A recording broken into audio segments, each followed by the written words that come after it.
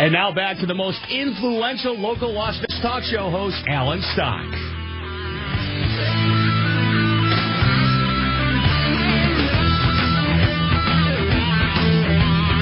All right, great to have you with us. I mean, we're just going through that to see all kinds of stuff on the web here, and it's amazing. When you do plug in Santorum or Romney, if Santorum, two of the first three things come up are vile. I'm just going to say that, vile. Have no business there at all. Romney also, there's the same vileness that comes up at about the third or fourth level over there.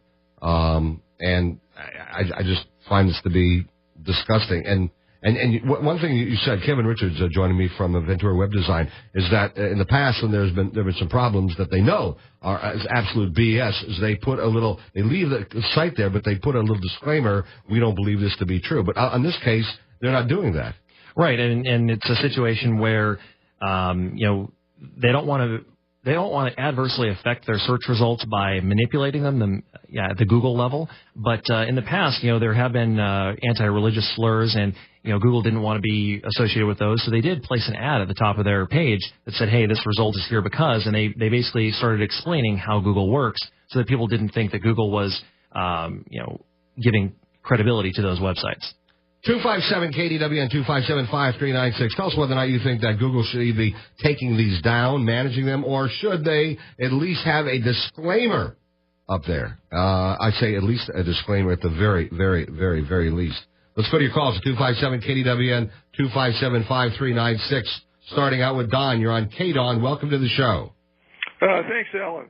This subject it's a little different from what you're talking about, but this site is linked to a local casino free poker site, and you work on points on the poker. So when you run out of points in the poker, they have these different offers for poker, like watch a video or do this or do that. Okay. And this is more like one of those survey sites, and a site comes up for it'll say you'll get free 1,675 points if you look at this site. Well, you bring up the site, and up comes Obama, and it says 4 more years, 4 more years, and the only way you can get off the site is either you have to vote for the 4 more years, because there's nothing that says that you can turn it down, or you have to go completely off your computer and shut it down. How do I get there? Because right now I'm at South Point, is where you said it was originated, and I don't see anything like it. I didn't know if I could say that. Well, I mean, I know you put it up there because I want to see it, and I'm sure it was something that was bought and paid for. But how do you find it? I don't see it at South Point anywhere. I think what he's describing is he's talking about online poker sites and online gaming, and you get in through links at South Point. Yeah. And what he's talking about there is he's talking about the advertising that either Obama himself is doing or somebody supporting Obama is doing. And what he's saying is that when you get into these sites, there's no way to get out. It kind of takes over your computer screen and forces you to be voting popularity for this particular cause. So in this case, the Obama people have paid to get on the site. They paid money, actually, to get on the site. I've noticed this before with various other things, that there are certain, and I think they're viruses, but you can't get out. I mean, no matter what you do, it says, you got a virus, click here and we'll fix it. Well, I'm not going to do it. So I will get out, and it goes, nope, you have to click here to fix it. Right. And the only thing I can do is Control-Alt-Delete and try to do that, or I'll have to shut down entirely. Got to have a good virus scan. Got to do a system restore at that point. Restore back a couple days before that virus got downloaded.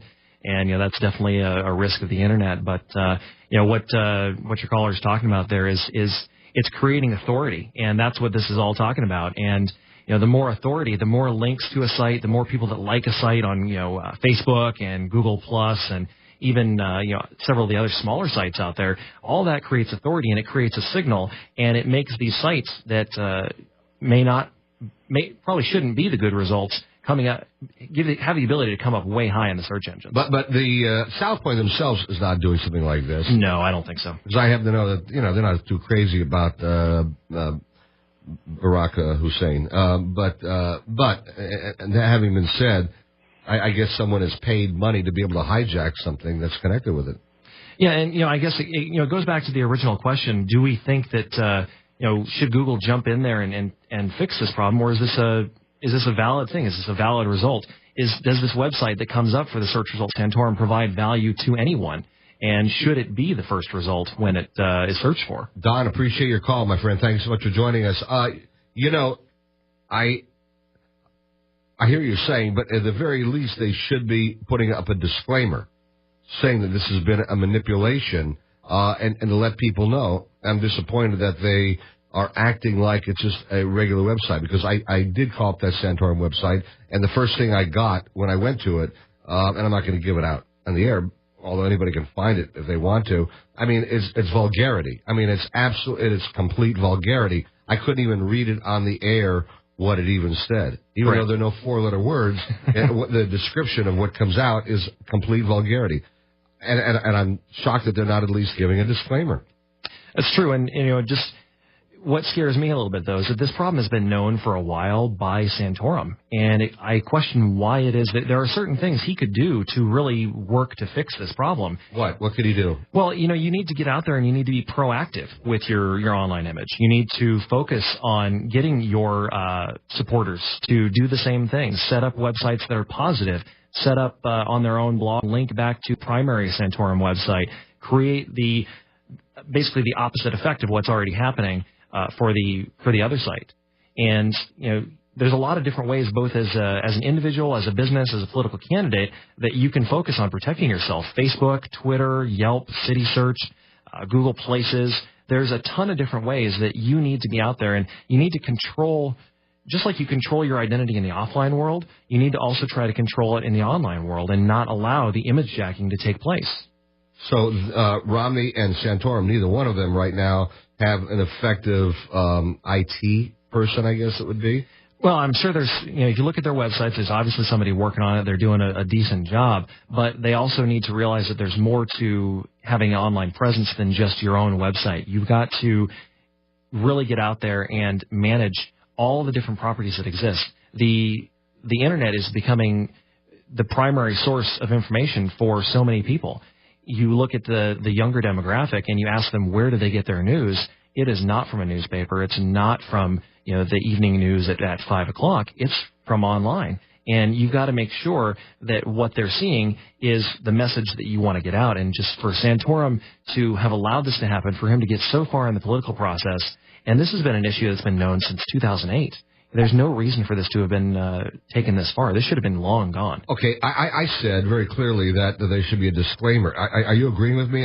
Is that the way? How do you see that they should be handling this?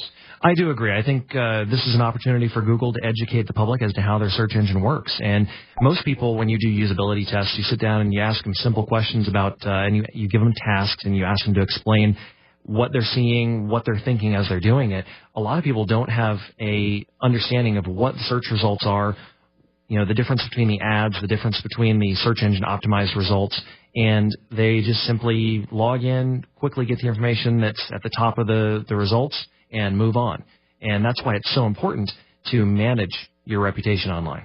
You brought up something else. And by the way, coming up at 11 o'clock, Mike Hengel is the editor of the RJ. He'll be in as our RJ headliner. And one of the things we'll talk about, among other issues, is the changes in the newspaper industry. And you said a moment ago people aren't getting the news from newspapers. And I think you're referring to the hard copy, the print copy, because mostly when you go to any of the websites, whether not only Fox News, CNN, and you look Drudge or any of those, but when you start to follow where those stories are coming from, they're coming from various newspapers around the country. Whether it's the RJ or whether it's the Chronicle up in the Bay Area or whether it's Mail One or whatever it happens to be, you get these stories, and these are newspapers, but it's the online version. Right, and you look at the RJ locally.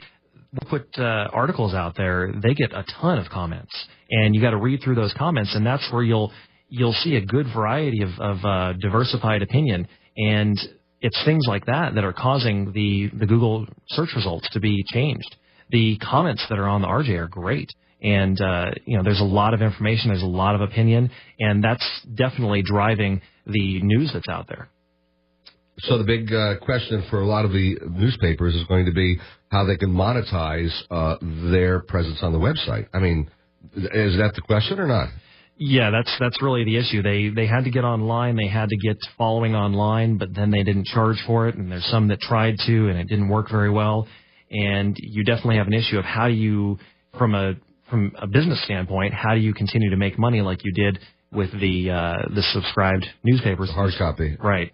So, and one of the ways, obviously, you do get advertisers and everything like that, and that you want people to click onto those advertisers, and especially if they're coupons and benefits and specials and stuff like that. All true. Yeah. All right, we've got a lot more going on, and I've got Kevin Richards with me. He is with Ventura Web Design, and we do want to know whether or not you think Google should fix this image hijacking issue, or they should let it be so they have to be a disclaimer. That's only part of it. We come on back. We'll also talk about a threat to internet freedom that is very, very, very real. Wait till you hear what's going on next. If you use the internet, you ought to be scared. All that and more coming up in just a moment right here at News Talk 720 KDWN. Now back to Alan Stock on News Talk 720 KDWN.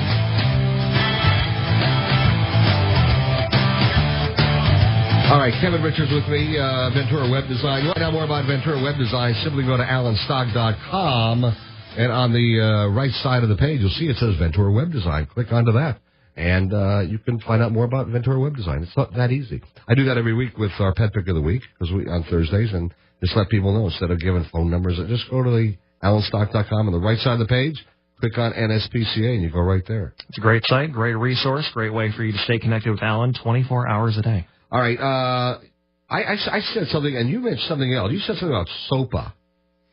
And was that what I'm referring to here? No, that's what you're looking at. That article is a different issue. A different threat. A different threat. There's a lot of threats to the internet and the free flow of information. And you've got a good example there. And governments are always looking to try to make sure they're doing things in the best interests of their people. Of course, we can't take care of ourselves. When somebody come over my house and wash my face for me, I'm not capable of doing that. All right, I want to get into this, but first of all, let me go back to what is SOPA? SOPA is the article you got in your hand is very similar. SOPA is just another. It's an attempt to kind of save us all from piracy and content being stolen, but it's another overreaching piece of legislation. Google's against it. All the major online outfits are against it, and basically the concept is you want to maintain the way the internet has grown is very similar to the way the United States grew, and that was by allowing for freedom and liberty, and that's what the internet's all about. And the thing about freedom and liberty is that some of it's going to be good, some of it's going to be stuff you disagree with, but that's what allowed it to grow so fast. But here's the deal, and I'm opposed to all these regulations, obviously, but with freedom comes responsibility. And here we talked about this idea of this image jacking and Google not being responsible by at least putting a disclaimer up saying this is image jacking going on and allowing people to go to websites thinking this is the primary website maybe for the candidate or whatever the case is. So they're not. I mean, I'm just saying, Google, Yahoo, these people are not being responsible in how they're responding to this image jacking. It's a very valid way of looking at it, and Google would probably say, well, we have the ability for you to enable safe search. So if you were to use Google right now, you can click a button that says, I want to only see safe search results, and their algorithm will do the best to filter out results like what we talked about earlier. Oh, man. You got to be proactive in protecting yourself. All right. What we're talking about right here, what I've brought up here, by the way, is Russian Prime Minister Vladimir Putin said his goal is that, and of his allies, is to establish an international control over the Internet through the International Telecommunication Union, ITU. It's a treaty-based organization under, I hope you're sitting down, under United Nations auspices. So right off the bat, you've got to be concerned that this whole thing is antithetical to the net just because the United Nations is going to stick their nose under the tent. I mean, let's face it. I don't trust the UN as far as I can throw them.